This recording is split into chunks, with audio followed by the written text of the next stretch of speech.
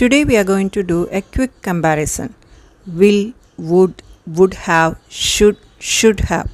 ഒരേ കാര്യം തന്നെ ഈ മോഡൽ വെർബ്സ് ഉപയോഗിച്ച് പറയുമ്പോൾ എങ്ങനെ വ്യത്യാസപ്പെടുന്നു എന്ന് നമുക്ക് നോക്കാം. He won't let you down. അവൻ നിന്നെ നിരാശപ്പെടുത്തില്ല. An expression of strong confidence about the future. He wouldn't let you down. അവൻ നിന്നെ നിരാശപ്പെടുത്തുന്ന ആളല്ല. ഇവിടെ വുഡ് ഉപയോഗിക്കുമ്പോൾ ആ വ്യക്തിയുടെ ക്യാരക്ടറിനെ കുറിച്ചുള്ള ഒരു എക്സ്പെക്റ്റേഷൻ അല്ലെങ്കിൽ ഒരു വിശ്വാസമാണ് ഇവിടെ എക്സ്പ്രസ് ചെയ്യുന്നത്. He wouldn't have let you down. അവൻ നിന്നെ നിരാശപ്പെടുത്തില്ലായിരുന്നു. അവൻ അങ്ങനെ ചെയ്യുന്ന ഒരാളല്ല, പക്ഷെ എന്തുകൊണ്ടോ അങ്ങനെ സംഭവിച്ചു. He shouldn't let you down.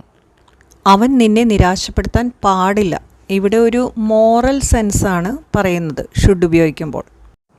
He shouldn't have let you down. അവൻ നിന്നെ നിരാശപ്പെടുത്തരുതായിരുന്നു. അങ്ങനെ സംഭവിക്കാൻ പാടില്ലായിരുന്നു, പക്ഷേ സംഭവിച്ചു. ഇവിടെ talking about A past mistake or regret.